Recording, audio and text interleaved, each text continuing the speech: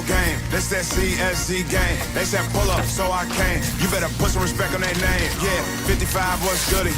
Kill the vibe, how could he? Big Cardinal on the hoodie. Let me break it down for you fully.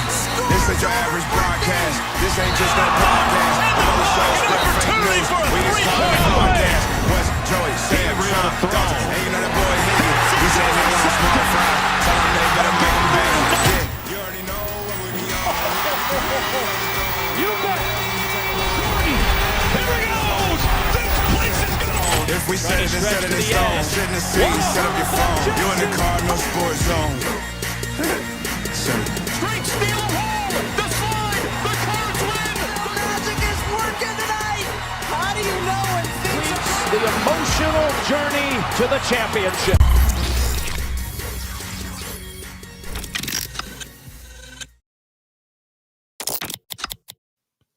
What is up, everybody? We are welcoming you live from the Shoot 360 studios.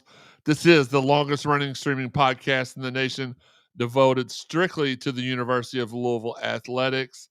This is the Cardinal Sports Zone podcast, brought to you by Prime IV Louisville. Let me get everybody situated because we have new guests in the building, or not guests. I'm your host, Jeremy Wyman, here with my co-host. First off, it is football and women's basketball beat writer Sam Baisden. What's up? What's up? Hat twinsies today. Also, next to him on the panel on the screen, he is the loneliest number. It's not one. It's Schwan. His new name is Schwan. SHWAN. Schwan, how are you? Doing good. I don't believe you. Across from him, it is the big little brother, Joe Wyman. Acknowledge me. Did Sam do it? Yeah, everybody did. That's right. Mother of God. And he's got the keys to victory. He's got the keys to success, and he's got the keys to the water cabinet. It's our guy, Wes Keys. Yeah. Yo, can you hear me? Yeah. What's good, Wes? Yeah, hey, hat triplets, don't you forget it. Okay. Already rocking. Hat triplets. Let's go. Sean, why are you not wearing your hat? I didn't think to. Loser. I don't think Joey was a part of the website yet when we got the hats made. Where do you have? Do you have a podcast hat Where's it at? in the car? Okay. Well, what? Not big on flat bills. Don't forget the Mossy Oak chat line is open. I see y'all over there talking already. We'll get to you in a second. We didn't have the keys to victory last night, that's for sure. If you're watching on Facebook, Twitter, YouTube, or however, send your questions on social media. Check out on the graphic below on the right side to see how you can follow the Cardinal Sports Zone podcast on social media, and on the left side to see how you can help support the podcast monetarily if you would like to. Hit that thumbs up button while you're in here watching on YouTube. YouTube is our preferred way of you watching our show. It helps us out more with sponsors and analytics and stuff like that. Subscribe to the podcast on YouTube and Facebook to be alerted anytime we go live, because sometimes we do get a little crazy. We don't do the scheduled shows, and we just go live. It's a good time. Guys, historic episode 299 tonight, but the next one, episode 300. Very, very proud, very excited for that. We've been doing this, guys, for 7 seasons now. What really started as us doing, we did just to get a little bit about, I'll save that. Let me just save that for Thursday's show, because I don't want to get a little sappy, but it started off as. You don't want to get Uncle Frank a show. No, I don't. No, don't want to be like him. But the thing is, it started off as just like a little special series, and then Joey moved into the house. That's right. I started it all. You're welcome. No. So then we expanded it. Me. You could be like Sean and go in the bathroom and acknowledge yourself. Oh. Sean, why do you stop? Sam, stop! You get one.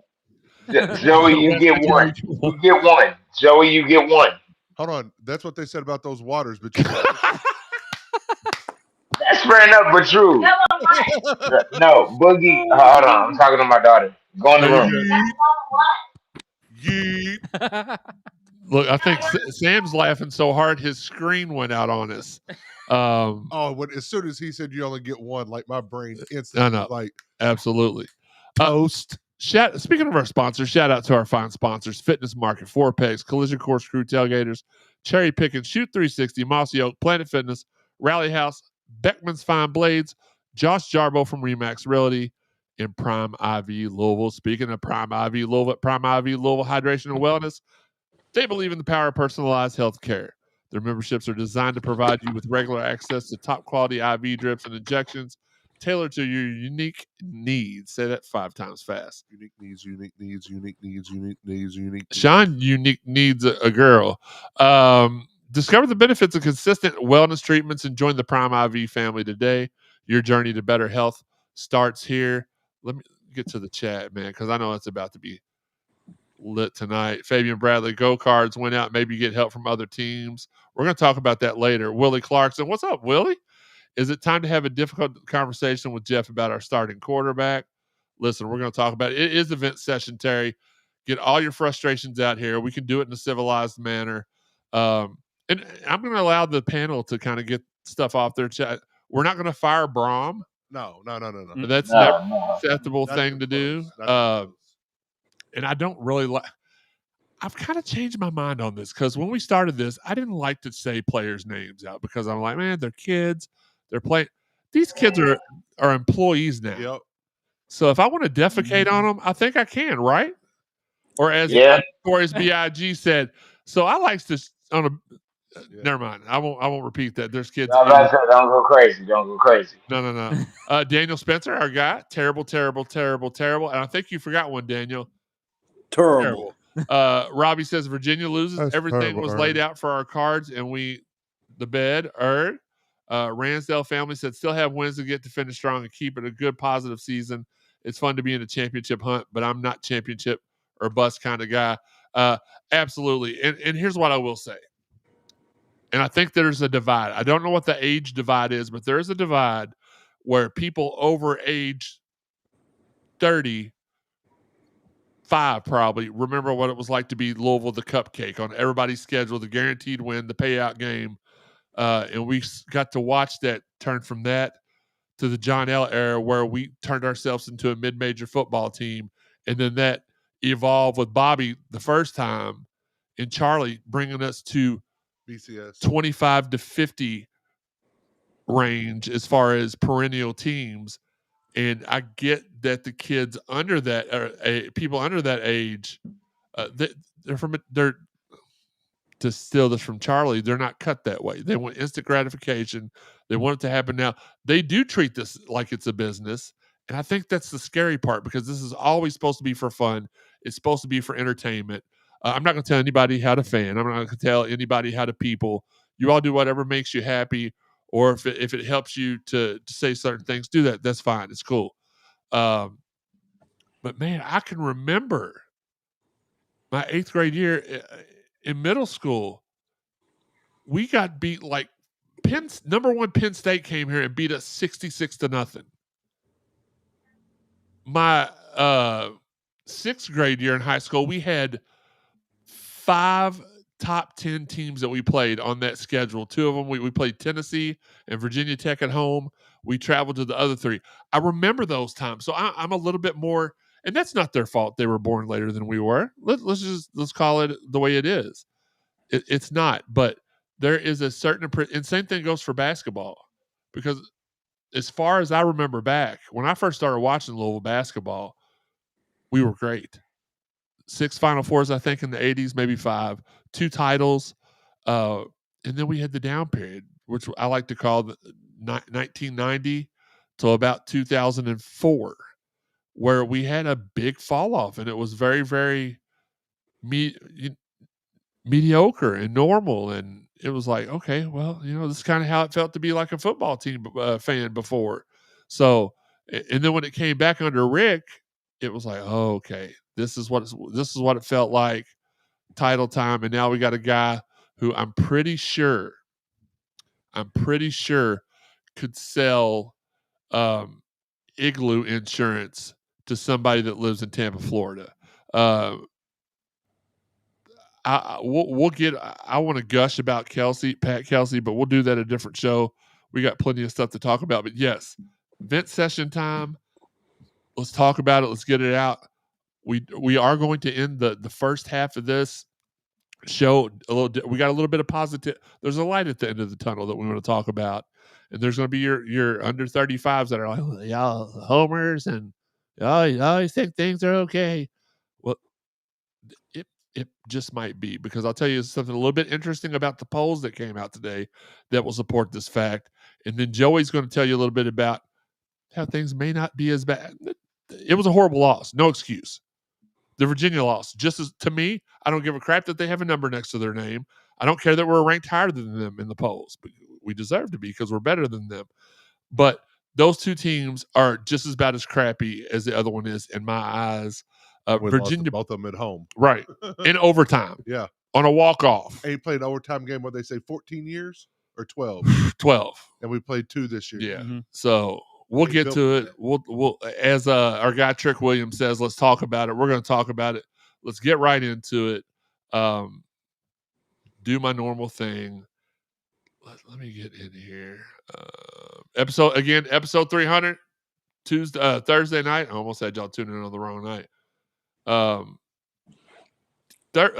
almost did it again. Thursday night, we will have we'll have Steve Rummage in the building.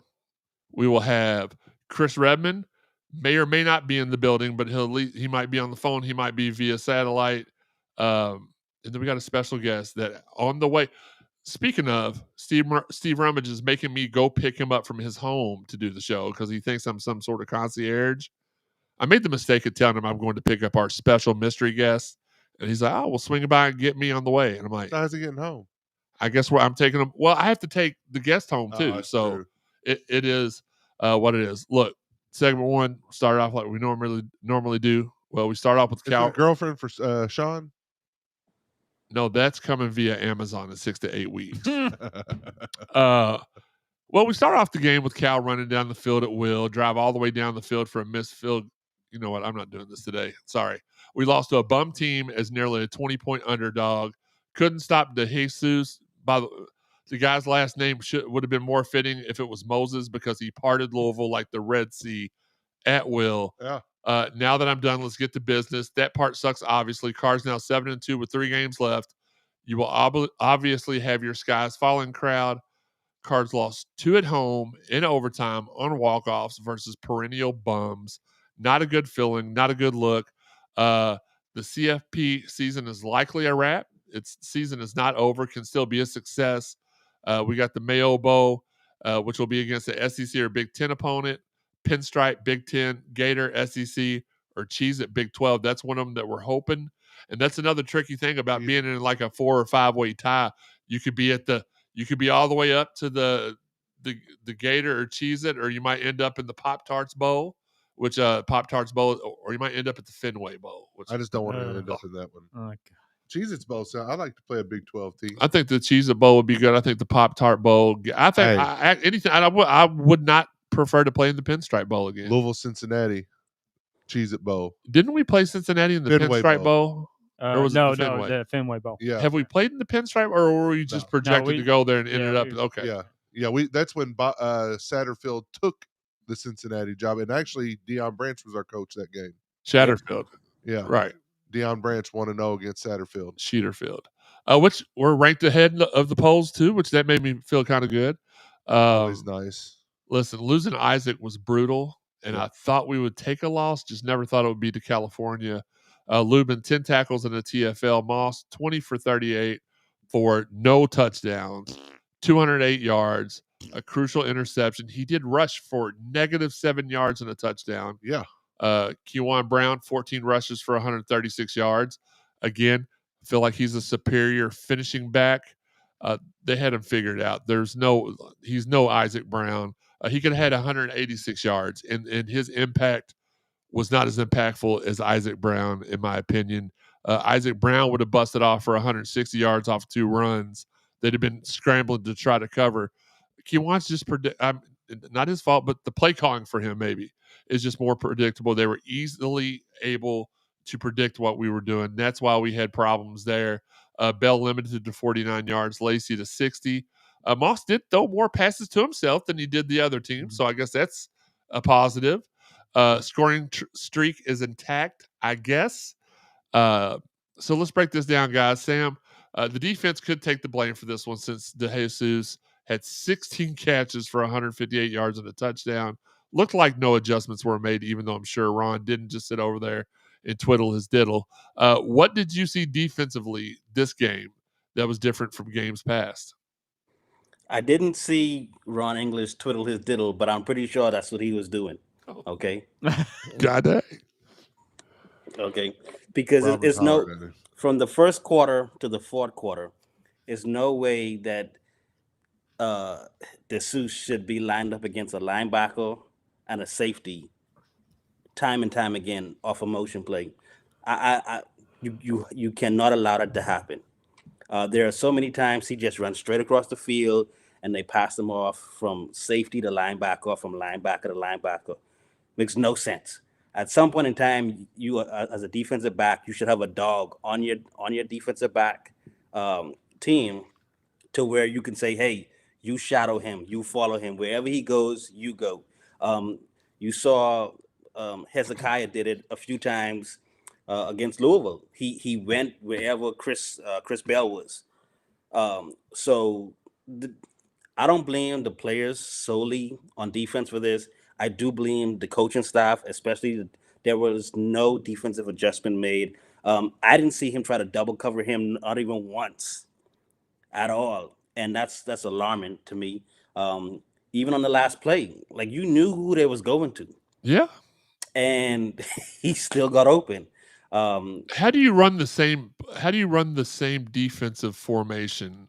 You take that timeout because you see what they line up as, and then you line up in the same formation, so they know immediately, hey, they took a timeout because they were afraid of what was about to happen, so they could adjust, and then it went just right back to what they were doing, and it was an easy, like you said, an easy pitch and catch.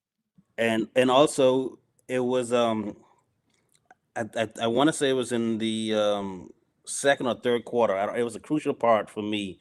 There were 2 or 3 plays on the same series to where Kleb Lubin was not rushing the pass. He was either 10 yards or in one play it was 20 yards down the field. I don't understand your best pass rusher in crucial situations. Why are you overthinking not sending him, not letting him do what he does best? And they, of course, they converted 1 third down, and then the other one was another second down, I think it was. But I've given Coach Ron English a whole lot of credit this year, rightfully so. But I put this blame defensively strictly on his shoulders for whatever game plan he had. He should have scrapped it away early and often and never looked back. But he didn't. He stuck with whatever he wanted to do. And it cost Louisville in the end. Louisville offense was atrocious as well. But I was going to say equal parts blame for me on this one. Yeah, it's no way you should allow one person to kill you. It took me back to T.Y. Hold on. Are you going to say what I was saying? I was just about to ask you this question. Let me ask it, and then if it wasn't, then you go ahead. Did this remind anybody else early of the Lynn Bowden game? I was thinking Lynn Bowden and T.Y. Hilton. Oh, T.Y. That's exactly what it was because they kept getting. The Scott Satterfield led FIU Panthers. Yeah. What a Satterfield. Jeremy, I remember that. Bro, please don't give me those nightmares back. Please. The Lynn Bowden game was a nightmare game, bro. They were video gaming you. Like you got that one guy. Now listen. We all have the friends that when you play video games with them, you look at their seasons and stuff, and they've thrown for 5,000 yards and rushed for 2,000. You're like, man, they got to be pretty good. And then you watch them play, and they run the same play over and over and over again the entire game. That's how that felt like to me. It was like somebody was playing Tecmo Bowl and just doing the same play over and over. You had 4 to choose from. Jay, if I may, real quick, I was gonna say, that Lynn Bowden game and the Will Levis games. Oh God! Like, I blacked those out. I don't know who. We literally had. That's why I was saying they owe Scott Satterfield and Brian Brown money. Wait, who's Will Levis? Levis and Butthead. Levis. No, I never heard of him. Oh, okay. I think you said. I don't want to compare too much to Lynn Bowden because All he right, was playing quarterback ladies and sometimes, so he gentlemen, had the that's opportunity to throw the all. ball. Do what, He Wes? still sucked at throwing the ball. Who? You know who? Will Levis. He still Never heard sucked of him. at throwing the ball. Oh, I Okay, think he's but I was still. about to say, I think he's but I was training about to for say, OVW block I that heard he back to the show. with Cash Daniel. I heard he ate bananas a long way, but I don't know if that's true or not. Wow, Whoa, Sean. whoa, whoa, Whoa. whoa, Wes, throw the flag. Wes, throw the flag. whoa. I Throw don't the have the flag. flag Sean. anymore. Hold on, Yeah. I don't have the No, flag no. anymore. Pick that flag up. Good I'm job. about to say, I let Joey do it. I let Joey do it. No, Joey he ain't has to throwing no handle it. flag. We ain't throwing that flag. Yeah. Let's go, Sean. Sean, hold on real quick. We got this buzzer. Sean, go ahead. Sean finally hit it. He said he eats bananas the long way. He only knows that because he taught Will how to eat the bananas. Son of a uneffing believable. Thanks, Sean. But yeah, I mean, it just felt like over and over and over. And I feel like it's that old adage, man. Stevie Wonder could have saw that play was coming. Yeah, in certain formations, he was open as soon as he was open before. In a few formations, he was open before they even snapped the ball. Based on what the coverage was, he was open. For whatever reason, the quarterback didn't look his way a few times. He could have easily had at least 4 more receptions had he been the first read on some plays because he was open before they even snapped the ball. Schwan, offensively, we just didn't make much sense. KB was running at will, and we willingly took the ball out of his hands and put it into Long John Silver's hands. What do you think would have changed the outcome? I mean, I know that's an easy question to answer, but what do you think would have changed I mean, we still scored points. We still generated what we should have generated. Not as much, but we still did. What would have changed offensively? What would have changed the outcome? I think you needed to give your running backs more carries and then try to play action because let's be honest, Miller Moss is a play action quarterback. How many times they play action even when we didn't run the ball like an entire series and they play action? That's what he does. And so let's be honest, 14 carries for Keywan Brown, and 6 for Duke, I think, or 8. Yeah, that 22 carries for your running backs, I think it was. That's ridiculous. Another great point by Robbie Dull, our longtime supporter of the show, said it reminded him a little bit of Pat White and Steve Slayton, the West Virginia game where they just ran it with. That's a great one. Robbie also says, De Jesus, no Division I offers at all. The Cal quarterback will be something to watch the next couple of years. I'll be honest with you. I've watched him play this year. I think he's trash. I think he had the game of his life last night against us. No, he could throw it, but he's also a guy that he's a mistake maker. He'll force it, but he also is fearless. That's why he's able to make that throw on the sideline for a touchdown. And then let's be honest, though, a lot of his throws are wide open to De Jesus underneath, and De Jesus just made a play, kind of like Chris Bell did against Miami. He just run right by our guys. It was because they had linebackers and safeties, as Sam said. They kept getting him matched up on linebacker and safety. Poor Caleb Perry was getting just destroyed by his him. Heart. What a game to be named the captain of. Babu says this was the D's worst game of the year, but this game is still the offense's fault. No reason, even without Brown, this team shouldn't have scored at least 30 on California. We had a couple people in here on Friday night that were making fun of the Cal secondary. I didn't see anything to laugh at. I was hoping I did, but we also, the weird thing, it's like I said earlier, and it's a question I posed Friday night. Is Keywan Brown, is he a starter or a finisher? And the problem is when Duke wasn't back at 100%, so he was basically the starter and the finisher, and he's so predictable. So to me, the predictability of the run game doomed us. The fact that every time we get a penalty that puts us into 3rd or 14 and 15, I look at Sean or Joey and I'm like, oh God, no. Because I know the very next pass that our quarterback is going to try to force something in there. Per Kelly Dickey, every one of his interceptions this season has led to points. Well, including the 3 pick sixes, obviously did. His one last night, his one against Boston College, and his other one against EKU. to Higgy's favorite Tisdale. So, yeah, it's just we admitted this in the group chat earlier. I gave Moss a lot of slack at the beginning of the year because of the offensive line. So once the offensive line gels, maybe he won't have to run for his life and make dumb end decisions, right? Mm-hmm. The offensive line has improved exponentially. And every time there's a stress or pressure situation, 9 out of 10 times the wrong decision is made. How many times did we step up in the pocket? He didn't have to. A lot. He had a clean pocket. He stepped Even up. Teresa last night was like, why is he trying to run into the other team's players right there in the middle? I'm like, she did. We're trying to figure that out ourselves. When he did step up into the pocket and make a sharp, crisp throw, he was making great passes. Yeah. And when you did make the right choice and decided to run, he stopped, slowed down, and ran backwards almost. Yeah, he ran didn't that get the one first play, down. had the first down, and he stopped and then tried to overpower two defenders. I'm like, what are you doing? Back to what you said earlier, they get paid now, right? Yeah, He has a very low IQ. Oh, God dang. Football IQ. Yeah. Now, I'm not talking about like overall, but he has a very low overall football IQ, and that's probably why he didn't pan out at USC for Lincoln Riley too. Well, he did against us. He threw for 800 yards and 14 touchdowns. The sun shines on a dog's rear end every once in a while. Broken clocks right twice a day. Yeah, that defense was. And Sean's pants are always dry, dusty. So, Shawan.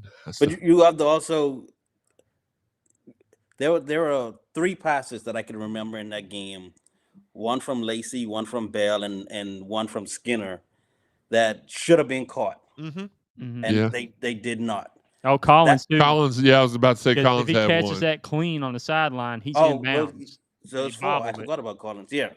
4 passes where all first downs, right? Yeah, and the one to Collins is a big reception. I think we've been maybe in goal-to-goal situation. Yep. So I don't put that on him, but I put that on the receivers. But for the most part, he's the guy with the ball every single snap. He's the one making the decisions, and let's face it, like he made a lot of poor decisions, even on some of his completed passes. He made some poor decisions as to who he threw the ball to, and then that goes back to the coaching staff. Why are you constantly running 3-yard pass plays? Yeah. You have no confidence in this guy to get you a 7-yard pass or 8-yard pass, let alone down the field. You've watched him this year. Would you have confidence in him to do that? You've seen him play this year. Well, if I don't have confidence in my quarterback to execute my offense, you're right. I have to find a different quarterback. You're right. It's true. Sure, it's purely coincidental. Our guy Terry sent us a picture in the group chat showing that they have now taken this. It went from bad to worse for Miller Moss. They have taken his end zone platter mill off of the app. It's now showing it's not available at longjohnsilvers.com now. So I don't know if that was part of the what, Sean? I know you got something corny to say. I did hear that they do have what is it called, a turnover at Arby's. They got the Mossy turnover. You made him clap for you, and now I know yeah, uneffing believable. Can I interrupt real quick? Ron Simmons. Yeah, you need him. Yeah, Wes, go. Can I interrupt real quick? I was about to say they have a pick 6 meal at B-Dubs. Oh, that's a good one. They could put. Well, listen. All I know is that Terry said they went to hand him his meal, and another customer ran in front of him and took it and went out the door with it. So I don't know how true that is. I can only imagine it's 100% true. Let's get to special teams that continue to make great plays. Had that shank punt at the wrong time, but field goals almost automatic. Punts had that punt to the 1-inch line that was really good. Their coverage didn't allow a whole lot of return yards. Our kicker continues to be our shining light on special teams. And because our kicker scored 7 or more points in the game, means everybody gets free 7 brew. You get a small drink with the purchase of any purchase. So I'll go to Joey, or not Joey. Go back to Sam on this special teams play. What would you grade them right now for the season? Yeah, Well, no, let's just do it for last night's game. A B plus. B plus, Sean. I give him a B plus too because I believe. I wanted to see some returns, but we couldn't really. I Right. guess you could credit Cal for that. We didn't get too many returns that we usually have. Couldn't break anybody free, Joey. I give him A minus. I mean, other than the messed up punt, Had that punt happened in the first quarter, nobody's talking about it. I still because honestly, that punt happened and then we got it right back. We got it right back. It didn't even really end up matter, because that's when they had an 18-yard punt to give us the ball back with 30 seconds at the 50-yard line. Mm-hmm. And we only have one timeout because Ron had to take 2 timeouts to get his defense lined up. Somebody's a little salty about Ron. The reason why I said it is I did look at that punt. Had it been somewhat of a normal punt, when we got it back, we would have been closer. But I also took a little grade off that field goal that they had. I don't know how it looked on TV, but in person, we were probably a split second away from blocking that field goal attempt. Oh yeah. He overran it. Yeah, it looked like he almost over pursued. I think. But then of course we had the coffin kick that was on the 3 or 4 yard line. That was beautifully executed. But then again, it goes back to that quarterback. You cannot absolutely 1st and 10 with less than a minute go. You cannot take a 5. You cannot take a sack at all. And he did on 1st down. Yep. Killed all the momentum right there. Yeah, that is your quarterback. You should have heard Sean's mouth. Oh yeah, Sean. Gosh, Sean was inaudible. Wow. Yeah, I lost it. Yeah. He didn't have it, and he still lost it. Look, we want to hear you all vent. Send those to the chat. We'll read them out. We'll talk about it. As bad as last night was, and I don't think anybody wants to sugarcoat it or glaze the messenger, if you will, but it was awful. And I know, Wes. But there may be some bright spots at the end of this road because with the way that the tiebreaker situation is in the ACC, there is still a small. It's one of those things where we say, is it probable? No. Is it possible? Same amount of no. Same amount. Yeah. Well, nope. Just give up. Everybody give up. So the tiebreakers give us a shot of getting into the ACC title game, which winning that would be the only way we can get into the college football playoff right now. We did, as I said, we will talk about this before we go to the second half.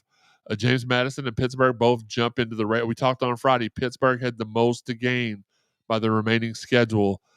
Pittsburgh could mess around and be the ACC representative, not only in the ACC title game, but the college football playoff, because it's like somebody hands the ball to a different ACC team every week and they're like, nope, we don't want it. Toss it back to another defender for the other team and run it back for a touchdown. Never mind. That was a Virginia game. Mm-hmm. So it just keeps on going and going and going.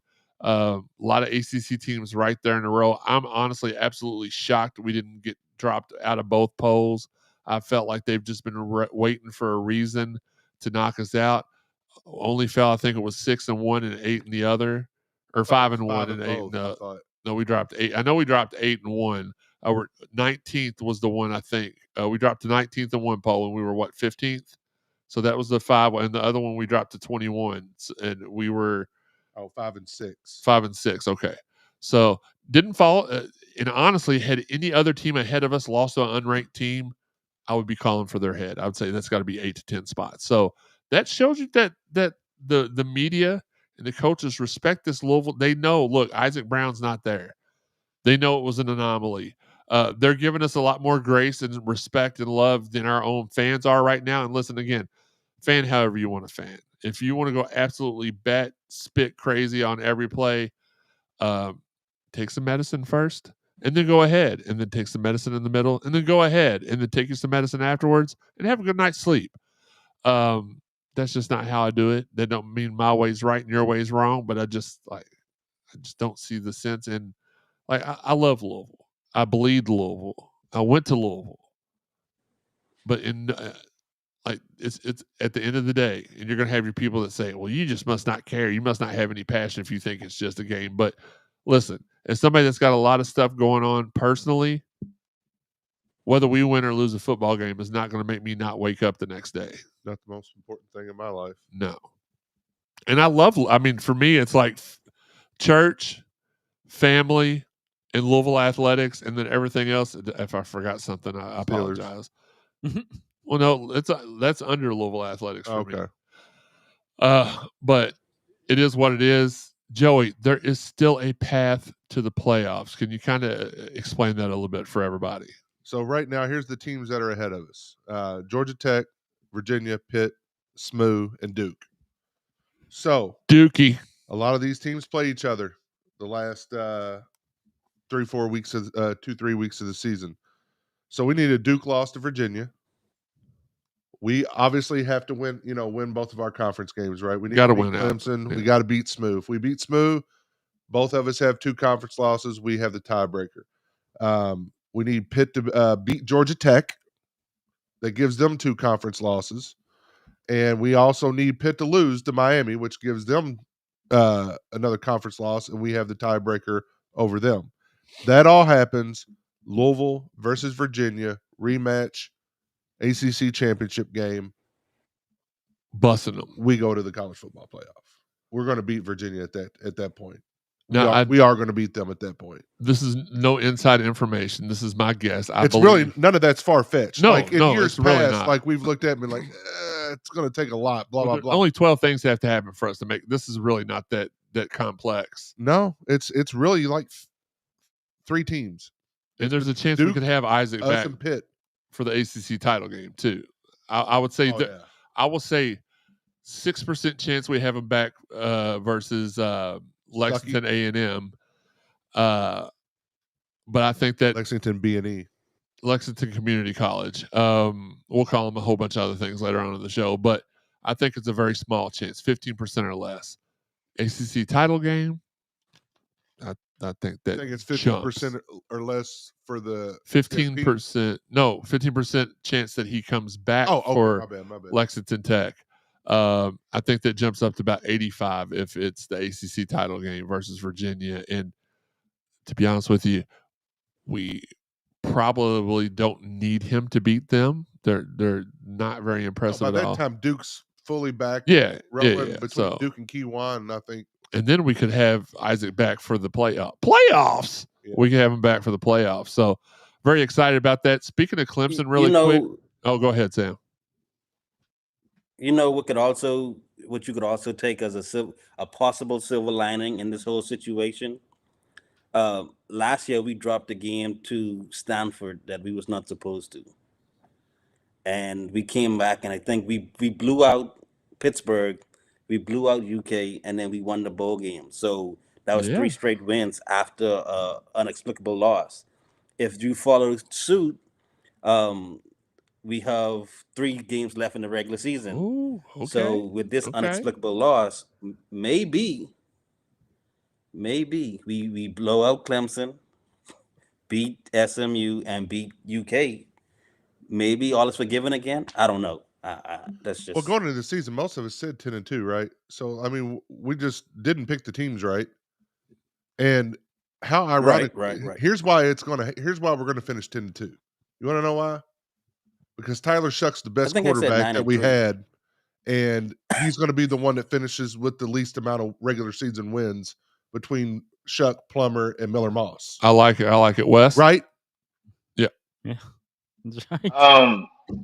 Joey just ruined my shout out because I'm like, man, this guy, this one, Joey crashed. He crashed my, like, bro. I was literally just watching film on that before we actually hopped on here. And I'm like, bro, Shuck got a win. He made it look easy, but at the same time, that's the thing. That's one of the points I made to like last night at the game. We avoided things and we avoided a bad loss until now. So I'm like, no, these last few games, we're in control. Like last year, like Joey and Sam made a point about. We're gonna mess around and win these last few games. That's right. I genuinely believe that. We're gonna knock those last ones out the park. I think that it's I think you're right. Here's the thing that I think is the most odd. Let's turn the page just a little. We won't go full Clemson because we're gonna do that Thursday. The odds came out today. I posted betting odds on cardinalsportszone.com. We are anywhere from I see you, Wes. Hold on. Wes is holding his hand up like we're in class. We are anywhere from Put your hand down. 4-point favorites on Circa. We're 4-point. On about 4 other ones, we're 3.5. And then on BetMGM and ESPN Bet, we are 6-point underdogs. ESPN Bet went out of business anyway, so who cares what they say? What, Sean? Calm your nuts. Wes, go ahead. My bad. Nah, I was just gonna say if I can get this Friday off, I pray I can. I was just gonna make it known that if you can give love to her, show love to her because Mom's Kelly is definitely gonna be in the building this Friday. There you go. That'd be She good already to said have that. her in the building. Actually, we need to find out what the record is when because I feel like our record is not good when she's. No, I'm just kidding. We can't wait Mom's to see Kelly her, in the though. building. Mom's Kelly is in the building. No, love her. Let's see what we got. Terry Jones says coaches showed in the final drive of regulation that they didn't trust somebody throwing the ball, played for a field goal. Don't you say that, Terry. That's beast mode will eat that up. Robbie said the no call in the face mask hurt. Yeah. Oh yeah. Yeah. Yeah. Babu said on Was the that on the sack? Yeah. Yes. They missed it. Missed it big time. And they missed a bevy of holding calls. Oh yeah. Called them on us, but didn't call them on them. Got it in the photo gal. Yep, it's in the photo gallery. That's not been released yet. We'll show that to you here soon. On the 50-yard line, and we had a kicker that makes 57-yarders this year. We'd have been better off running the ball 3 times and taking a shot at the field goal. I don't disagree with you there. Oh yeah, I think that's what I even had suggested. I think the only reason we didn't was because But he got sacked. Wasted 2 timeouts too. Well, he got sacked on that. So we had one timeout, and if he gets stopped in the field of play, I'd have tried a 70-yard field goal with Keller. Ain't he the deep? He's the long distance. I would have gave him a shot. Guy in the pros just made 68. Why couldn't Keller make 70? Guys, it's time for a sad part of the show. Because for the last time ever, we're rolling this segment out. It's the hottest segment in Cardinal Sports Zone history. 299 shows it's been a part of, roughly. Well, no, we didn't do it. 47. We'll just say it's been here for the whole time. It is the hottest segment. And the next show, we're gonna debut a brand new segment from Sean. Oh, on the next one? Yeah. So when everybody's here. Sean's latest segment will debut. I got new stage fright. Sean, you know what? This is Sean's segment, so I'm gonna give you the choice before we do this. Do you want this to be the last? Do you want us to debut the new one on episode 300 or 301? No, you don't. I'm gonna give him. Sean does a lot for this website. I'm gonna give him. He don't even tell you when to hit record. Oh gosh, dang. We have messed up many of podcasts. Do y'all remember the one time when we were downstairs in the basement and we had to re-record the show 3 times? Yep. Oh, that was early days. Was it 3 times? I thought it was 3. Yeah. Oh no, it was 3. We messed up. So the first time Sean didn't hit record, right? The second time he hit. The second time the power went out, and we didn't like the plug got unplugged or something. Sean. Somebody kicked the plug. Maybe it was. Let's blame it on Higgy. We blamed enough. Higgy kicks the plug out, and then we had to start all over because it fried the memory card.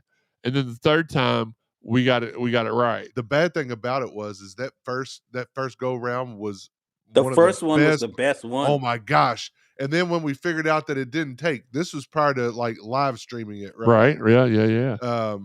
We were like, oh my gosh, what points did we make? We said some funny stuff, like, and we all sat and down then and we reenacted it. Yeah, like we said this then and this. Oh yeah, second time reenacted it. Then, oh what the fudge, and then had to do it again. I don't know that we made any new points because we were just reenacting the first one. We were. But y'all are some very good reenactors. Oh man, well, Sean was born for it because he looks like a Civil War reenactor. Look at that. Oh, Robert E. Lee, look at that. His shirt that one time looked like he was reenacting being in the water. Oh my God, dude! When he had the V neck on, the shirt showed Sean's neckline was so low on that it showed his it showed the top of the bottom of his Adam's apple and the top of his ab. Not abs, ab. But I'd like Sean 300 or 301 for the new segment. We might as well kick off the new trilineal. That's my word. I guess I can give it a shot on the 300. Okay, all right. The hottest segment sweeping the nation for the very last time, maybe. It's Sean and his love life on display. Here's the spotlight. Take it away.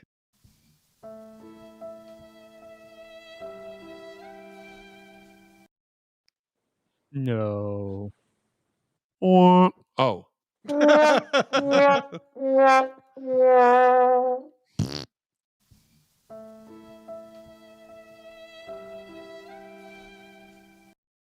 One of these, I thought the last time we played that would be the day we came on and Sean said yes. So maybe we will bring it back from time to time. But the last regular playing of that segment, he walks in the front door. It says, "Guys, he did it. I did it. I did it." Then we're gonna play it so he can do one more episode where it's like, yeeted, super yeeted. Bring it back for one time and one time only. Y'all. Yep.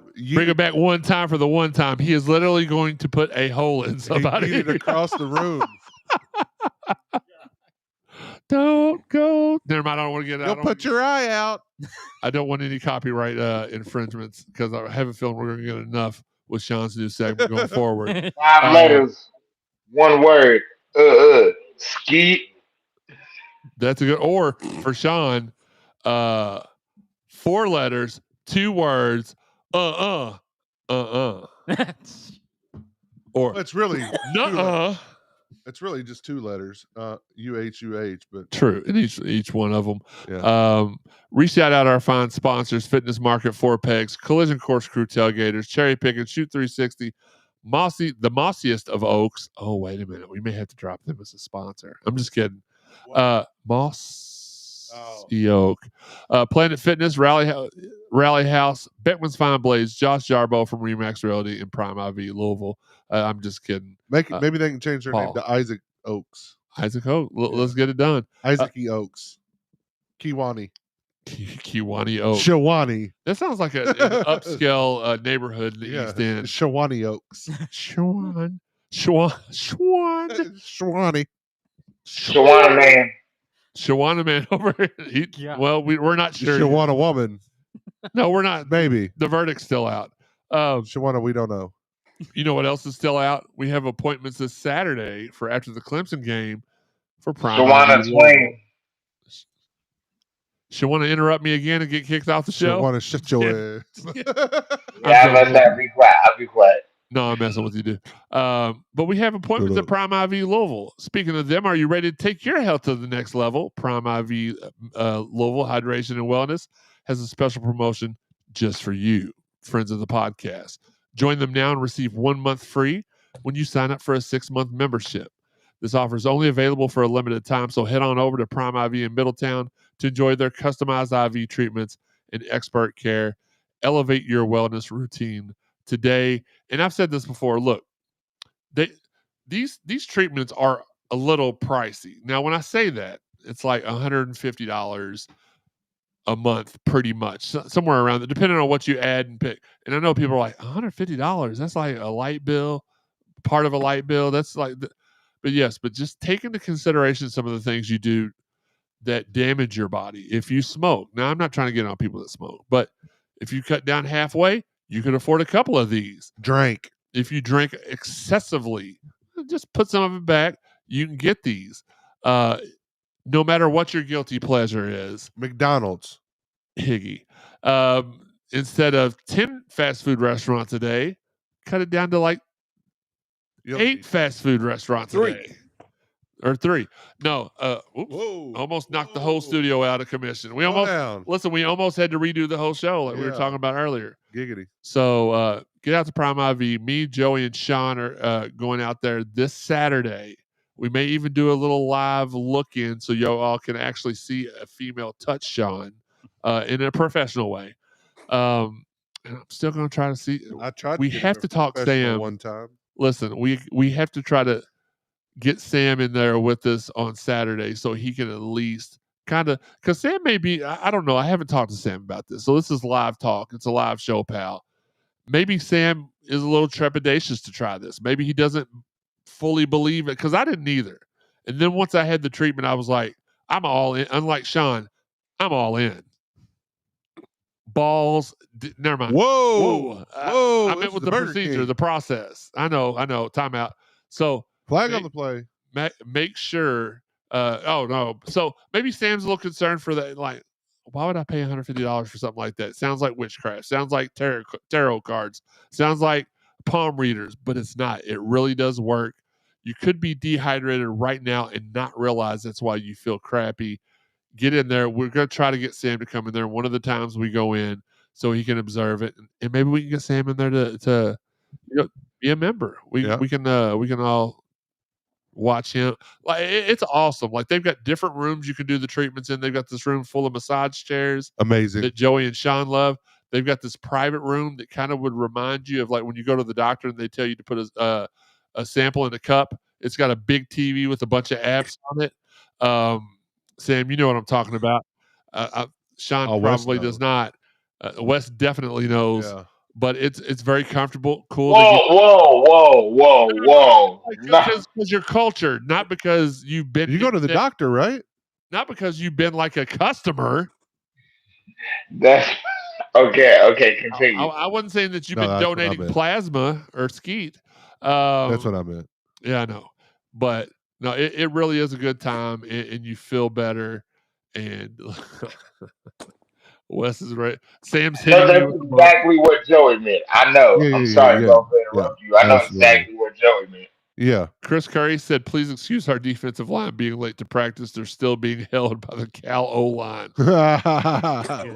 Facts. Miller Moss is still running the other way. And Babu, this may be comment of the show's history. Let's hear because it. It's along the lines of something that I've said. Babu says, it's going to be like Scary Movie.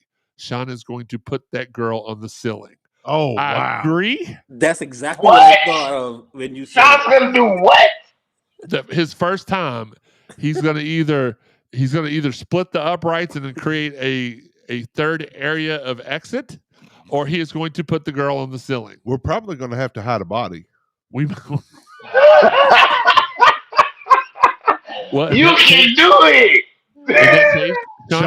He's going to call us and be like, guys, just like off the Hangover when he calls old girl to let her know they can't find Doug. So we effed up. He's going to call us and be like, guys, I effed up. Like she has a hole clear through her and she's dead. And I need y'all to help me hide the body. Well, the good thing about Sean looks like he's somebody who would have experience in hiding bodies. Yeah. He should know. He's probably got a wood chipper. Mason's got Sean, whatever you do. Sean, whatever you do. Find a do not roofie the. Listen, do not roofie the marshmallows. What kind of marshmallows you be eating? That's a Hangover 2 reference. Was that Hangover 3? Yeah. Hangover 2 and Hangover 3. 2 and 3. Somebody watched Hangover 3. But you know what I was talking about, Joey. That's why you were laughing. But Jeremy, take back over. I'm sorry. Yep. Sean's a Hangover 2 at the very beginning. Ken Jong in the back of the.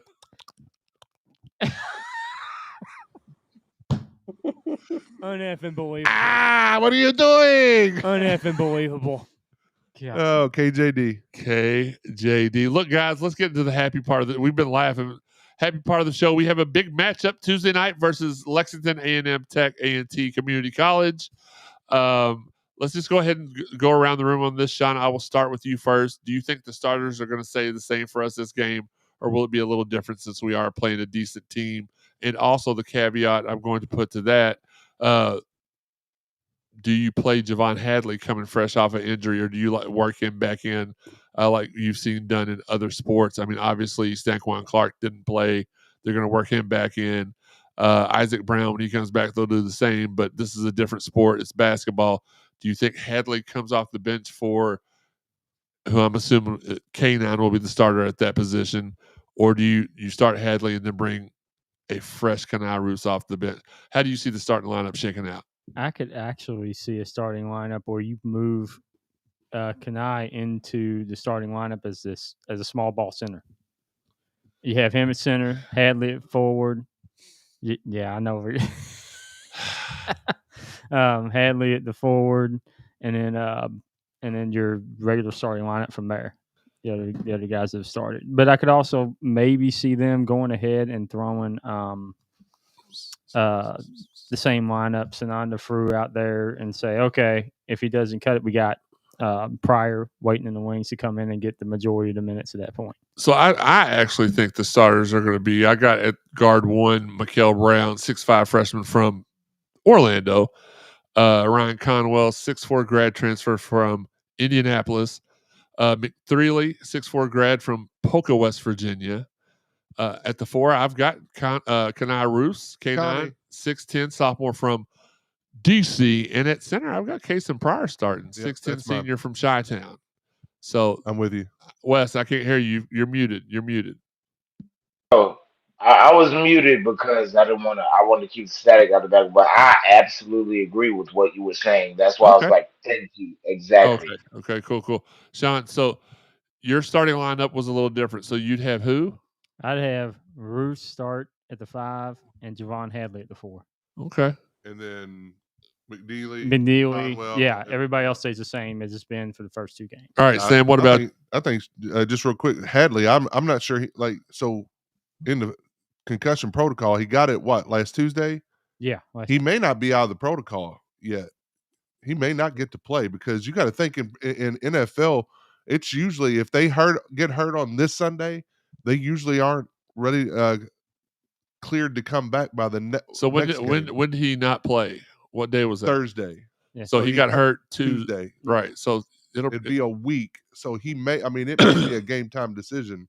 I haven't heard that he wasn't playing, so I'll leave it at that. That might be why he doesn't start him. He may be right, and that's what I think they'll ease him back. Not because I think Hadley shouldn't start, but I think they'll ease him back in. Sam, who do you think starting? That's tough. I would go with, of course, Mikael Brown, Conwell, McNeely. I would keep Frew in there, and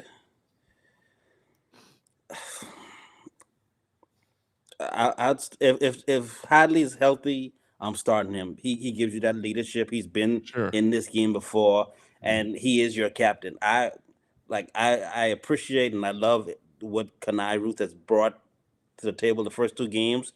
I appreciate his growth, his potential, but he could be the person that kind of kicks off that second unit. So I would, if Hadley's healthy, he starts for me without a question. This may be the first time in recent memory that we've had 2 guys that can come off the bench and be game changers. You're not talking about if the starting lineup truly is Frew, Hadley, and the 3 guards. You've got a Kason Pryor that can come in and take over. You've got a Kanai Roos that can come in and take over. You got Kobe Rogers. He may not take over, but he can come in and make a difference. We are so. Woolley. Think about this. Well, yeah. From Woolley, where's he from? Kennesaw State. No. I mean Kennesaw State. Tuscaloosa, Alabama. Yeah. From Tuscaloosa. Think about this: a second unit of Rogers, Woolley, Kanai, Pryor at the 4, and Ali Khalifa at the 5. That's a fringe top 25 team right there. I'm just saying. So like you're saying, one player, this player, a couple players to kickstart like every one of those guys, because Kobe Rogers is a fire plug. That's the guy that help kick. If you're kind of just lulling around, that's the guy that you can get in there, especially on the defensive end. Him and Pryor. I agree. And Kanai, yeah. Joey, I agree. That's brilliant. Like, that's acknowledgement number 2. Okay, 2. He gave you a second one. 2. I got you. It absolutely made me sick today to have to look these up. I did ask Wes to help me look it up, so I didn't have to have all that crap on my phone. He did do some research, sent me some names. So I went to the ESPN site. Right. so I didn't have to go to their website. Right. Their starters are Ortega Awa. I know I'm saying them wrong, but I'm doing them in my Higgy voice. Higgy, a 6'4" senior from New Jersey. Yeah, you knew Bless you you. knew Sam would know it. Denzel Aberdeen, sounds like an old country, from 6'5" sophomore from Utah. Wonder why he came. He soaks. Yeah, he definitely does, and probably has 5 wives. Jalen Lowe, 6'1" guard from Texas via him. Pittsburgh, trash. Mohamed Diabate, 6'7", small forward from Queens, so you know he's going to be tough. And at the center is the big goofy dude y'all were talking about. Tried to start a fight last year, Mr. Garrison. Drugs are bad. Okay. Is that Garrison or no? No, that's not Garrison. That's Mr. Mackey. Garrison's the principal. Mr. Mr. Mackey's drugs are bad. Drugs are bad. Okay. Kyle, I need you to sit down right now. That's Mr. Garrison. That was a good Mr. Garrison. Yeah, it wasn't bad. 6'10" center. That's the first time I've ever done it. OK City. That's one more time than Sean has. Yep. 6'10" center from Oklahoma City. Not really tall starting lineup, but what I will say is they've got a couple of tower. They also have they've got a Jasper Johnson on the bench, guard from Overtime Elite. They've got Super Mario Marino from Kentucky, some BFE in Kentucky. They've got a couple of decent pieces as well. I think that this is going to be a straight up battle, but it was so gross to have to look those up, and I'm glad that Wes did the majority of that work. Wes, It still grossed me out, but I was gonna say Malachi Moreno being Michael Brown's son. Yeah, for sure. The one that got punched on like he was getting bullied in high school, if I might add. Absolutely. You can't well allow it. Well, I will say this. Jasper Johnson should have been a Cardinal, but the former coach didn't want him. Machiavelli Marino should have been a Card, but the former coach didn't want him because we didn't want to have to pay for those guys. I like those guys because I watched them in high school before they were affiliated with the Lexington Community College. So I feel a little differently about them than I do the rest of the roster. The rest of the roster can all roll their ankle getting off the bus to the Yum. You want to remember I was telling you earlier about the 6'7" thing? Jasper Johnson's the one who started that whole thing. He's Joey, for the love of God, please him and Tay Kenny are the ones who. I was going to say, I heard Tay Kenny started it. Tay Kenny got the drink, and he said, well, I'll just get whatever you got. And then he tried it, and he said, well, what'd you think? 6'7", like saying like it's a 6 or 7. And yeah, so that's another reason to hate him. Yeah, because because Sean would be lucky if he got a 6 or a 7. Yep. At Starbucks. What a loser. Sean. Oh, not because Sean. Joey said loser. No, he's not the loser. Well. No, well. Sean, who's got the advantage in this matchup to you? I think we do. Although I looked at the stats. I looked up the stats. We are almost exactly the same in every stat. It's ridiculous how close we are in every stat. But I think we're a better three-point shooting team overall, right? Our guys have a track record. Their guys do not have a track record of being great three-point shooters. So I think we're going to actually have a great three-point shooting game. That don't mean it's crap. Terry Jones says I pull up like Snoop Dogg did in Baby Boy looking at Miller Moss billboards. I think we're a deeper team. And That's true. Like we just went through 2 starting fives, and we probably didn't even mention somebody, like I'm sure to be fair, we didn't mention, like, in those 2 things, we didn't mention Sananda Fru or Zugrease. No. So there's 2 No, more. yeah, we did. In the first we said for Kanai and yeah. Oh, well, still we didn't mention Zugrease. Zoo. So that, I mean, there's 11. 11. But I also, be fair, I don't know anything about their team. That's the first time I've said 4 of those names in my life. I only knew 2 of them because, me and a former Louisville coach went and scouted one of them together secretly twice last year and had the commitment, and we were told no. Not last year, 2 years ago. My bad. And that's also where I had met Makalaka Haniho Marino was during that trip too, and we probably could have got him too, but I digress. So I don't really know how deep they are. I don't really know how good any of their. I know how good Lowe is. I saw him. I know how deep we are, and I can't imagine that there's They anybody can in go. the country like that is better, more deep than we are. Now the overall, the top part talent might, could be better, someplace else. I don't know, but as far as from 1 to 11, having 11 guys that can give you 10 to 15 minutes a game, I don't know that, like, from what I've seen, I don't know that there's Well, another Joey is team. an avid. They can definitely go 1 through 9. Well, I'll give them that. 1 I ain't through giving 9. them nothing. They can. That, I'll give them 2 birds. fair I pointed it point. that way. Fair point. Joey is an Fair point. avid Lexington, Fayette County community technical college watcher because his best friend is a. I have to watch fan, some of it. so sometime. Joey does have to watch those games. I'd actually get new friends if that were the case. I don't have a best friend. This one's been broke in for 35 years, so like it is what it is. I will say too, if you can pressure them, which we've been doing on first 2 games, I think you can make them fold. So you're saying that they would Miller Moss? Yes, okay. I think it's a possibility. They love to shoot the 3 too. I'll say that from what I've seen so far, they love to shoot the 3, and they got bullied down low. Is this a game? Hold on. Chris Curry says Hadley wants Kentucky really bad. He will fight to play Tuesday. Babu says send Zoo to be our goon like hockey did. There you go. There you go. Pay me like league minimum, and I'll go to the NBA right now. I'll go to any professional sport. Pay me like just to go in and hack a shack. In hockey, I'll just dive across the ice and just take them all out. Just snapping ankles. I don't care. Like, give me the league minimum. I can see it right now. Him just sliding across the ice. Just tennis. I'll throw tennis What's balls. that, I'll be like a line judge Mighty and Ducks, just throw. the Bass Brothers. Yeah. Sean would run into one of those games and try his special play, which is called Fondula Sean. And he just run pelvis first into all the players. Yeah, but that'll get him arrested. Well, yeah. Put on a list. He's already on multiple lists.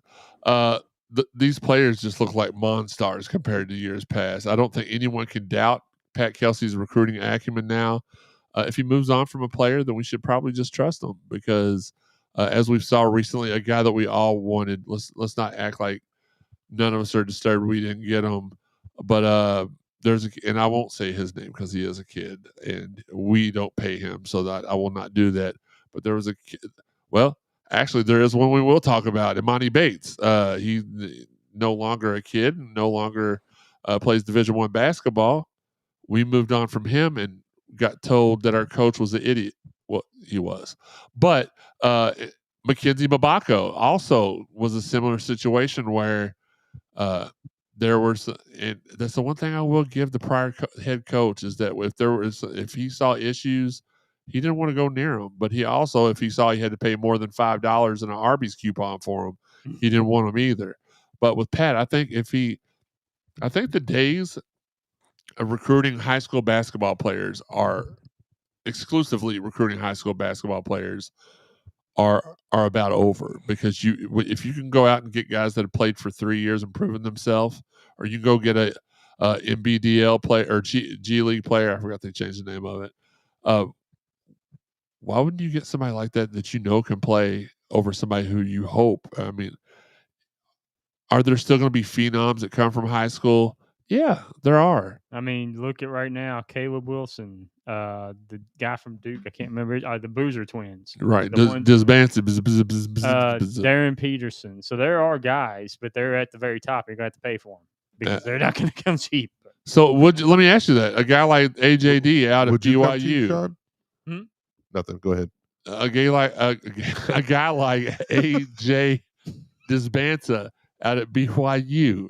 Do you give him $8 million, or do you go out and get Ryan Conwell, Isaac McThreely, and Adrian Woolley for the same amount? Yes. All three of them. Give me three guys. Hands down, yes. Yes. So I said that when we didn't get we was missing out on other guys, like, but we got three really good. And here's the thing: you're getting proven players. yeah, They've already played against college level talent. They've been coached by college coaches. These other guys haven't, and a lot of times it's rough on these guys because they're used to getting their way in high school or AAU. They're treated like royalty, and whatever their coaches bend the knee to them. We've seen it, before, like where at a high school a player can do whatever they want because they're the star basketball player, the starting quarterback for the football team, and then they get to college and they fold because now college coaches look. I got two guys backing you up that can come in and play if you're going to act like that. Like, whatever. See, you hit the brick, son. So now you don't know what you're going to get with these other guys. They've already been there, done that. Give me the transfers. Like, it's nice to get a Michael Brown and things like that. If you ever watched Damon Darling, you know what I'm talking about. He's hilarious. we don't. But give me Conwell, give me Woolley, give me McNeely. Like, I mean, that's common sense. That's Ali the value. Khalifa, like the other guys that we've had transfer. I mean, Hadley's he transferred in initially, Case and Pryor. Like, when you're going up and down our roster, Kobe Rogers, like who besides, so is it just really it's Mikel, right? Yeah. Yeah, that's it. So Fru is because yeah. Fru's a freshman. yeah. Yeah, And Zook Reese came over from overseas, right? Yeah, so I guess you can count. So Dude. first college experience. So, but like, give me those guys, man. They've already been there and done that. I mean, Conwell was he the player of the year in the conference tournament Freshman? player? Well, no, this past season in their conference tournament, I believe he was the MOP. Can you hear me? Oh, yeah, sorry. I was thinking Woolley. Yeah, I was about to Woolley say, was can y'all hear player of me? the year. Yeah. Second team, first team All Big East, if I'm not wrong. Yeah, I think you are correct on that. Yeah, I trust in Pat Kelsey until he gives us a reason not to. There's going to be your people that are like, well, we want to be a big boy team, so we should spend big boy dollars, and we should go after 1, 2, 3, 4, and 5 in the country. And if we don't get them, then we're missing on them. And it's like a lot of the play. Here's the one thing, and I'm going to hop on the soapbox and jump off real quick. A lot of the times fans get upset we don't get players that we were never going after. It was players they wanted. But because we didn't get them, we missed on them. That's not how that works. We'll start off with Sean again on this one. Will Case and Pryor, will he play a bigger role in only his second game back from his injury? Yes, I think you don't play him Friday or Thursday if you're not going to use him in a bigger role against a team we're going to need him against. Because that's another big body. That's a guy that has some attitude, that will play tough down low and will be able to bully their center and their power forwards who are not that tough. Is there going to be a physical altercation in this matchup? Possibly with him Yes. and Garrison, yeah. I can see it. I was about to say, that's not even funny. That's not a question. Yes. And are we here? Are we okay with Just it? a matter of when. Yes. Yeah, because Garrison got away with some bull last year because we lost. Oh, I thought he said no. some bull. No. Be a question. Bull last year because he Kaysen wasn't there. He'd gotten injured in an Oklahoma game right before. I love the fact that I forgot who it was that interviewed him. It was somebody from the ACC network, and they were like, "How tough was it for you there in Rupp Arena watching the game while your team loses that game?" And he's like, "Well, actually, I was in Manhattan. I had just had my surgery. I was in my hotel room, and I was just hanging out." But so, I mean, if you're not afraid to check the reporters on live TV, you're not going to be afraid to check these players out on the court. All I know is let one of them try to start some stuff with Zoo. Oh, the Primal Beast. Oh, he'll turn into Brock Lesnar. He's going to pee on people. No, he'll just watch it. Oh, okay. Yeah, fair enough. Allegedly, we have to put that in quotations. Allegedly. No, allegedly he actually didn't do anything. It got snowed out. I mean, if you read the reports, that's what happened. So everybody agrees. Cason Pryor will play a bigger role. There will be some sort of physicality. He plays 20 minutes at least. Oh yeah. It was the thing I like about it the most is that it's here at home. So we will be able to. He's going to have 20,000 people that's got his back verbally. Who knows? Yeah, let's go with 14,000 people. No, I'm shooting for the stars. Against. Sam, stop it. Oh, okay. Because 14,000 will be Louisville fans, the other 6,000 will be the blue turds. Gotcha. I hope that many of them don't get in, but they will. It is. I hope not either. What it is, guys. Sam, I'll ask you this one. Will he continue to shine against superior competition? And before you say anything, a lot of people will point to, well, he did okay against Kansas. He didn't play that much against Kansas. He did play okay while he was in there. I believe that our plus minus was highest when he was in the game. Mm-hmm. But do you think that he will continue to shine against what is perceived to be, not Georgetown basketball good, but superior competition? I think he will, but it'll be completely and totally up to him whether he continues to embrace his role as someone who plays defense, goes out there and grabs rebounds. And what I love about what he's been doing, yeah, he can make the outside shot from time to time, but he's also been attacking the basket with evil intentions. He's not going up there trying to lay up the ball, trying to be cute. He's trying to put someone on a poster. He's trying to send a message. When you do things like that, you strike fair to the opponents, and you also force the referees to make a call. So if he can continue to do that, he'll get the opposing teams in foul trouble. Maybe get a couple of iron ones. Go to the free throw line, see the ball go through the hoop. Maybe get himself in some type of rhythm to where he can hit that outside jumper. But it has to start, for me, everything for Kanai has to start on the defensive end. So, yes, I do think as long as he has that mentality, I do think he can continue to have the success regardless of the competition going forward. And, of course, we're previewing the biggest basketball game of the season, so we are going a little bit longer. Probably we're going to shoot for an under 90-minute episode. We're already sitting here at 75 right now. Chris Curry says AJ is a Utah Jazz G League player already. Their owner is booster number 1. Why didn't Pope get that at BYU? Well, I think it's because he didn't stay there long enough. NIL had just started. So that's probably a reason why. Babu with a great point. I love it. I love all his points or her. I don't know his. I don't think we've ever asked if Babu was a his or a her. I assume it's a him though.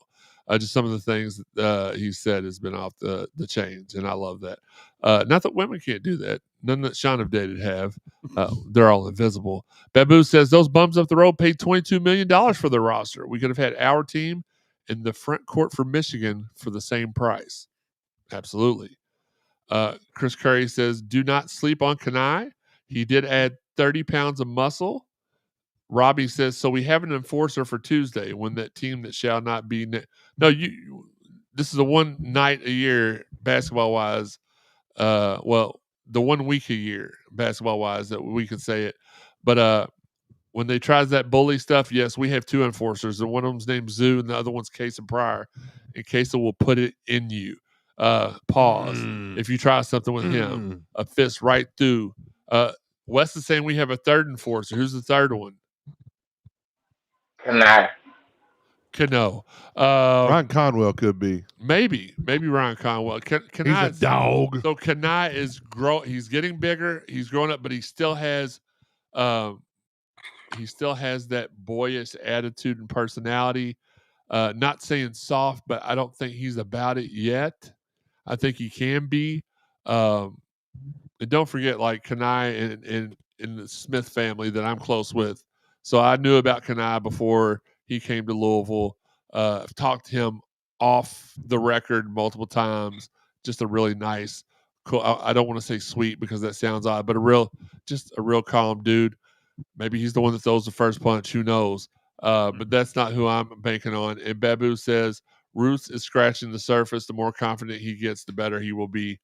1 trillion percent. This is a welcome distraction for now. Louisville versus the Kentucky School for the Incoherent is Tuesday night, 8 p.m.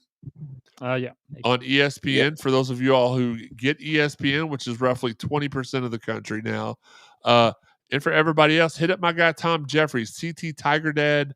What's the rest of his at? 34? It's CT Tiger Dad something. He sells these boxes that you get all the sports and stuff on. It's a pretty penny for the box. It's affordable, but you don't ever have to worry about getting shut off from pay-per-views, ESPN, or any of these other network outages again. 24. CT Tiger Dad 24. Hit him up. He'll get you set up. And I've got one of his boxes. I will never not have one again. Again, welcome distraction for now. We'll try to heal from the football game. We got the basketball game coming up. Let's do predictions. Wes, I'll let you go first. Predict the score.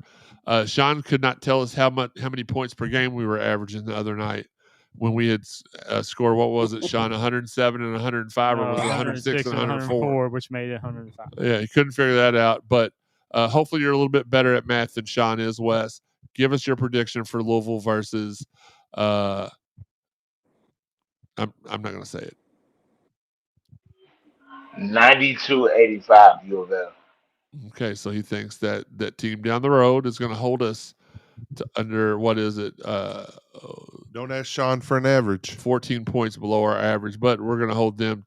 Sean, did you look up how many points per game they were averaging? Yes or no? Give me a moment. I have it. Okay, he's got it, ladies and gentlemen. He has it. He's looking it up now. Let's see here. 92. 92. Okay, so we're averaging 105. They're averaging 92. That's interesting to hear. We'll just go in order. Joey? I'm gonna go 86-78 Cards. Okay. 8-point victory Joey's predicting. Which is I think it's 8-10, and I think that's a great win if we pull that off. So you say 8 points. Wes, what was your score again? 92 to what? 85? 85, yeah, 85. So 7, 8. Sean? I'm gonna do 105-92. I'm gonna do the averages. 105 to 92. Sean, do me a favor. A loser. Sean, your posture was off. Say it again. 105 to 92. What does that have to do with this microphone? Is the question. 105 to 92. So Sean, so we got 7, 8. You should have went 6. So then we could have went. Never mind. So Sean goes 13. Is that what it was? Yep. Okay. Sam. I'll go 77-71. Louisville. So he went to 6. The party pooper went down to 6. No, I'm just 6, kidding. 7, 8, 13. 6, 7, 8, 13. Or 12. Well, here's why you're all wrong. Because this is the year of the Cardinal basketball-wise. This is not going to be pretty for them. It's going to be so ugly that the people from Botched will have to be brought in to reconstruct the psyche and the face of Kentucky basketball. Cardinals 105, Kentucky 55. We're going to stomp a mud hole in their inbred ass, and we're going to walk it dry with Sean's Kin Jong Dong, and we are going to skull drag them throughout the entire Yum Center. This is about as dark as Jeremy gets. Whoa, Kin Jong Dong is pause. Pause. Kin Jong Dong is pause. No, well, it's all paused. I apologize. I forgot there were kids' ears in the room. Shouldn't have kids in the room. That with me on a microphone. Pretty true.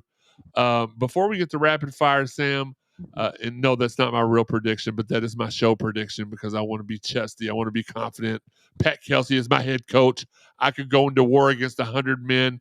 I could win the war with Pat Kelsey as that one man because I wouldn't risk that because I'm not stupid. But he would kill them all, I believe. But we'll save the actual prediction.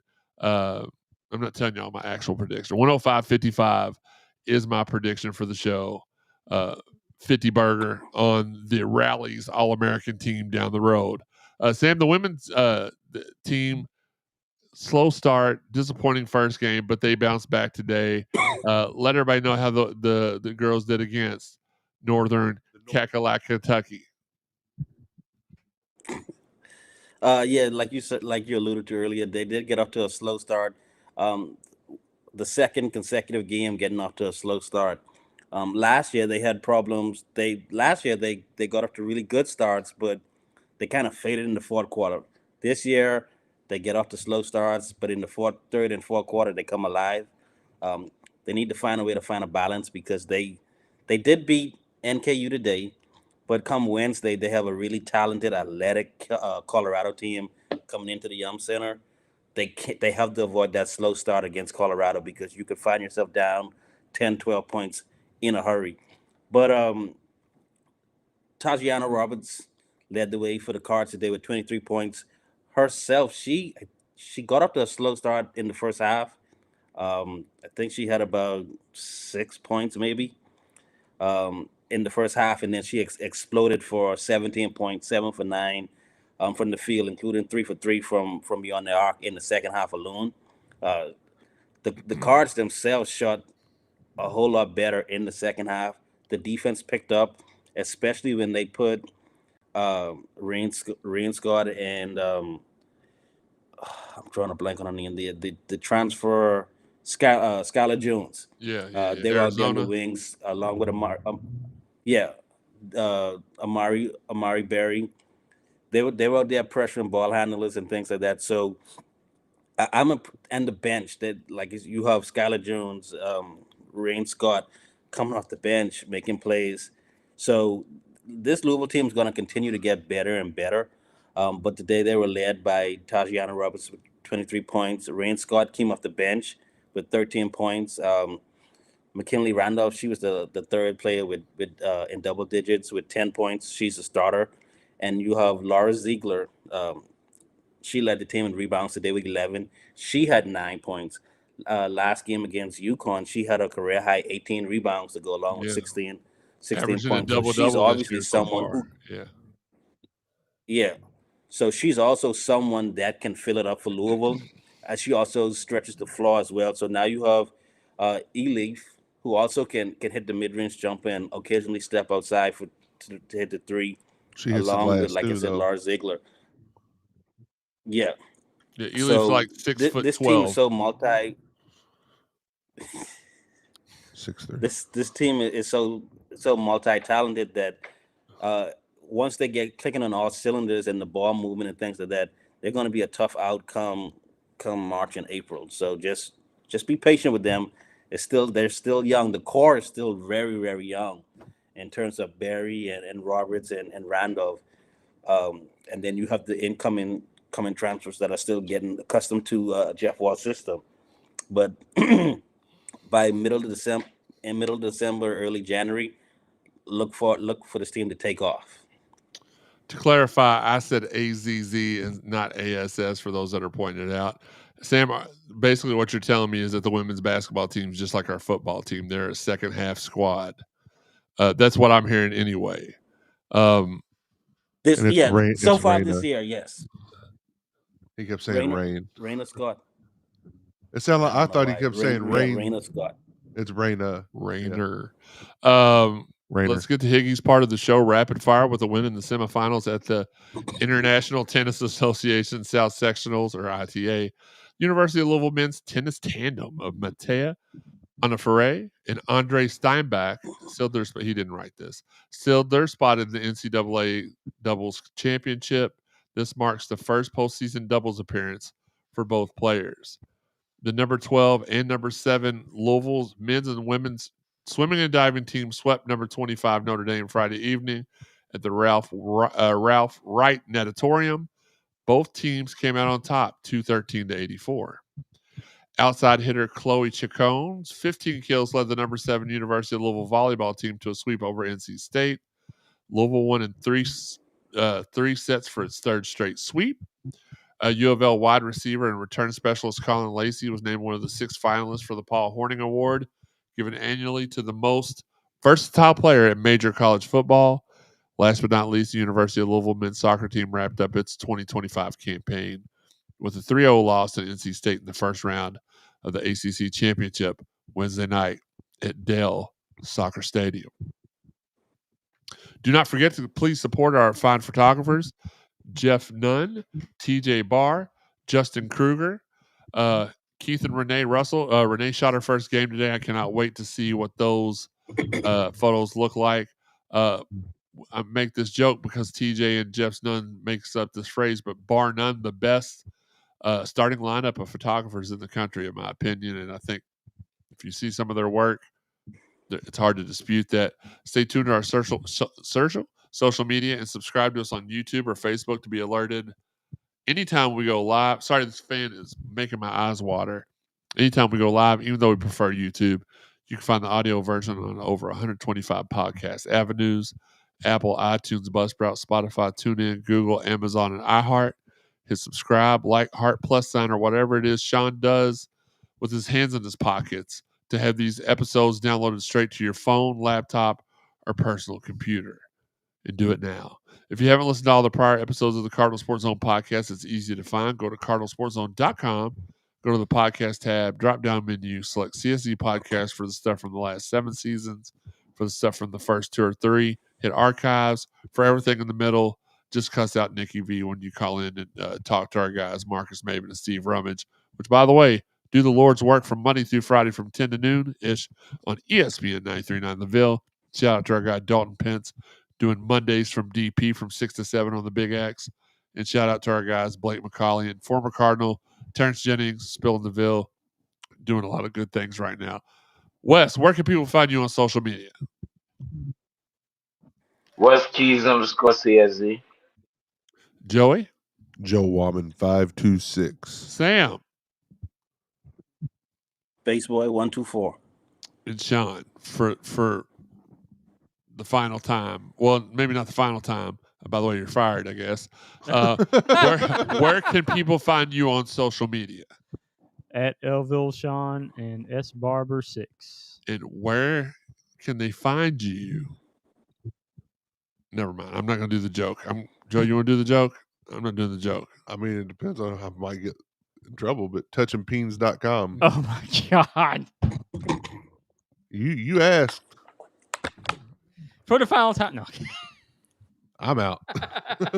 Rod Sean 6'7". That's what it is. Rod Sean 6'7". Sword Fight 22. Pew, pew, pew, pew. 2025. Shout out to our guys at the 502 Circle, Mark and Dan doing the work. We appreciate you guys. And shout out to our title sponsor, Prime IV. Speaking of, did you know regular IV therapy can help improve your energy levels, boost your immune system, and enhance your overall well-being? At Prime IV Hydration and Wellness, their memberships offer a convenient way to maintain your health with monthly treatments.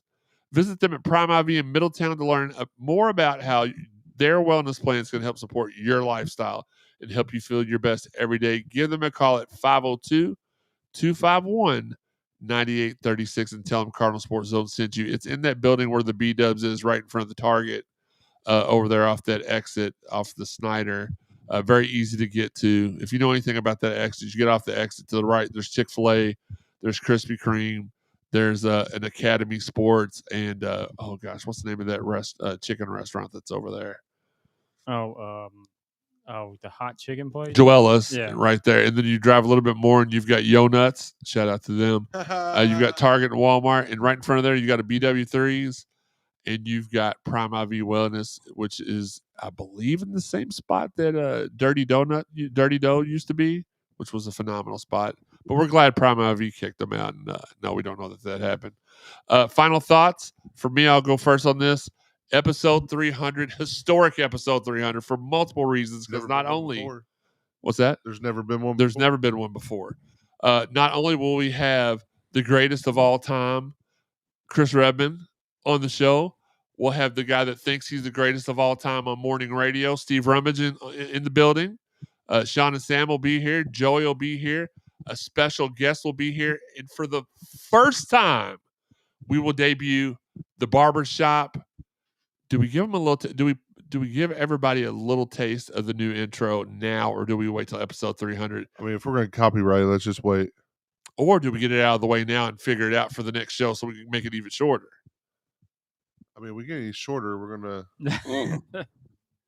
Well, hold on. First off, oddly, eerily similar to Sean. So I did make a new intro for Higgy. He was supposed to have pronounced this. Let's play that one real quick. This was supposed to debut on Friday. It did not because he said, and I quote, had a big dinner, fell asleep, took a nap. So had a big dinner, which he didn't tell me till today. I didn't get any kind of, it is what it is. A normal dinner is big for him. So, but here's the segment. I would just hand it in, put it in Shittica's hand, and hand it to him. I swear. Well, Shittica's. Pronounce this. I love it. I think that's perfect. Here, Wes, you got to listen. Wes, you got to listen. Here is Sean's new bumper for his new segment. Schwan.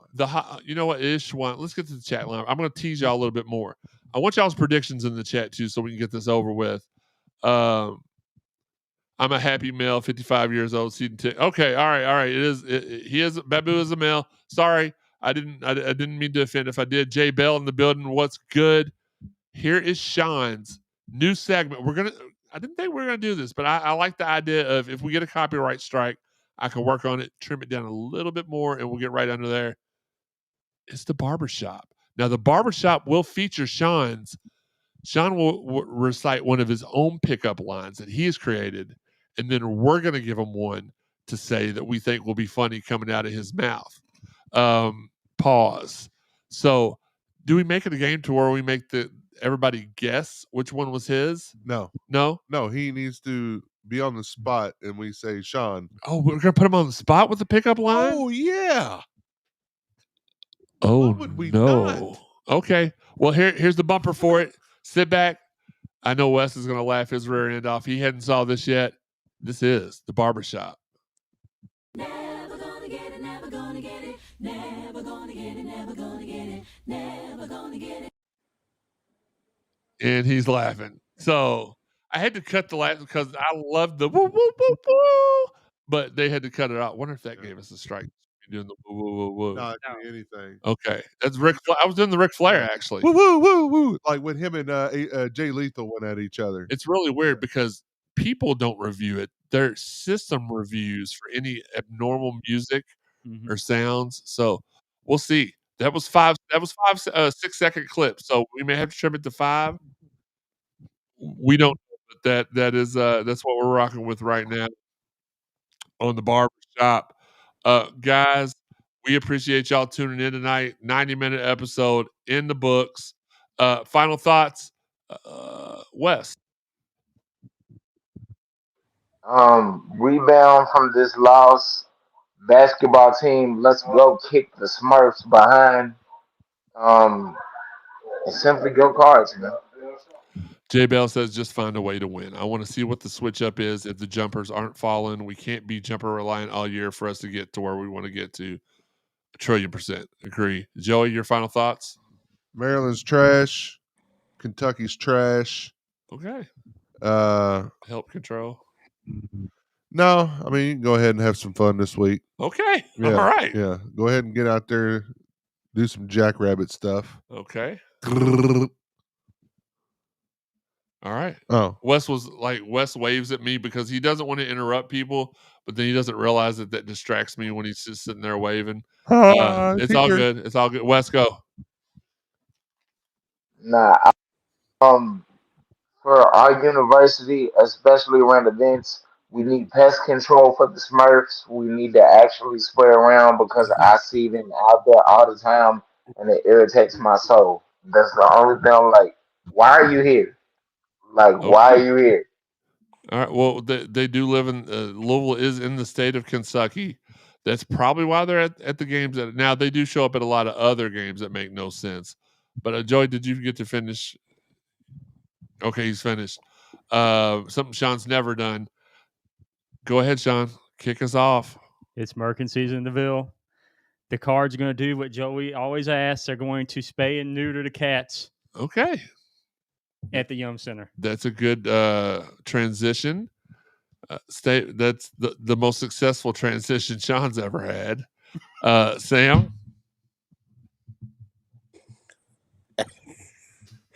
I just want to. I want to see this Louisville team come out, play hard nosed defense, make life difficult on those blue folks up the street, hit a couple of shots, get this crowd going behind them because this crowd, this university, this city, this fan base, they're starving for a win right now, especially after the loss Saturday night and playing who we're playing. I think we wanted more than we've had before. So go Cards, beat the Blue Smurfs, and then let's take care of Clemson later on. Guys, what a sports week. We got Clemson in football. We got Kentucky State Reformatory Tuesday night. The most exciting thing I am about Thursday's episode, it's not that it's episode 300 where we welcome in a plethora of guests and have great fellowship and a great time. But for me, it just means that after we hit 300, we can slack off for the next 99 episodes before we make episode 400 epic. We'll be working on making episode 400 epic over the next year and a half. But we can't wait to welcome in Chris Redmond, Sean, Sam, Joey, Steve Rummage, and a guest so special that I'm going to covertly pick them up from the Galt House and bring them here to make sure that the package is secured. So how is that picking up Steve on the way to pick up the mystery guest? That's like... Well, because I'm picking up the mystery guest at 7. No, I'm directing. I'm picking Steve up at 6:30.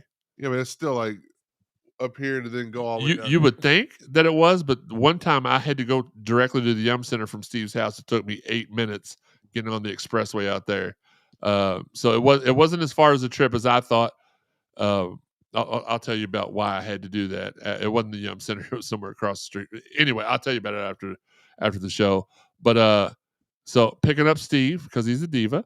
Then I'm picking up Blop Blop at the Galt House, coming back here, and we're gonna have an epic show.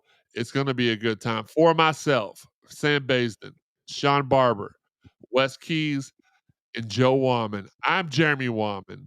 We appreciate you guys. We love you guys. We thank you for all the support. We do this for you. Until next time, this has been the Cardinal Sports Zone podcast.